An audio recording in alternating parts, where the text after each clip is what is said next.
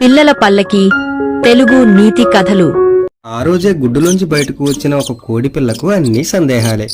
ఎప్పుడూ తల్లిని రకరకాల ప్రశ్నలు అడిగేది. తల్లి సమాధానం చెప్పిన తర్వాతే ఏ పనైనా చేసేది. చీకటి పడగానే తల్లి పక్కన పడుకొని,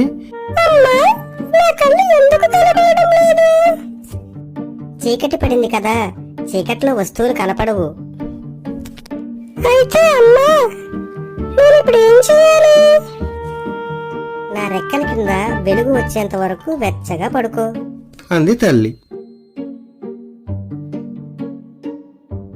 తెల్లవారాక మళ్ళీ ఇలా అడిగింది. కడుపు కుర్ర కుర్రమంటోంది, ఎందుకు? దాన్నే ఆకలి అంటారు. నీకు ఆకలి వేస్తున్నట్టుంది, పద అంటూ తల్లి దాన్ని గింజల దగ్గరకు తీసుకుని వెళ్ళింది.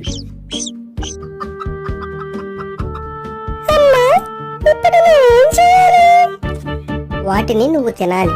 నువ్వు పెద్దయ్యాక నీ ఆహారం నువ్వే వెతుక్కోవాలి అని చెప్పింది తల్లి. ఇంతలో పక్క గోళ్లలో నుంచి మరికొన్ని కోడి పిల్లలు బిలబిలమంటూ బయటకు వచ్చాయి. వాళ్ళు కూడా మన జాతి వాళ్లే. అయితే నేను ఇప్పుడు ఏం చేయాలి? వారితో స్నేహంగా ఉండాలి, పోట్లాడుకోకూడదు. ఏదైనా ఆపద వస్తే కలిసి ఎదుర్కోవాలి అని చెప్పింది తల్లి. ఒకరోజు తల్లి కోళ్లు మేత కోసం వెళితే పిల్లలు చక్కగా ఆడుకోసాగారు. ఒక కోడి పిల్ల కళ్ళు మూసుకుంటే మిగతా పిల్లలన్నీ అక్కడక్కడా దాక్కుని దాగుడు మూతలు ఆడాయి. సందేహాలు ఆ చిన్న కోడి పిల్ల పరిగెడుతుంటే దానికి ఆహారం కోసం వెతుకుతున్న ఒక కుంటి పిల్లి ఎదురైంది. పిల్లిని చూడగానే మిగతా కోడి పిల్లలన్నీ పారిపోయాయి.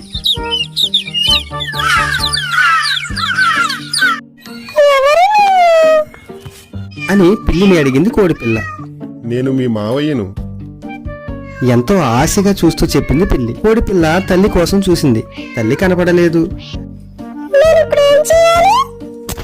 నువ్వు ఇలా వచ్చి నా ఒడిలో కూర్చో, నేను మీ మావయ్యను కదా అంది పిల్లి.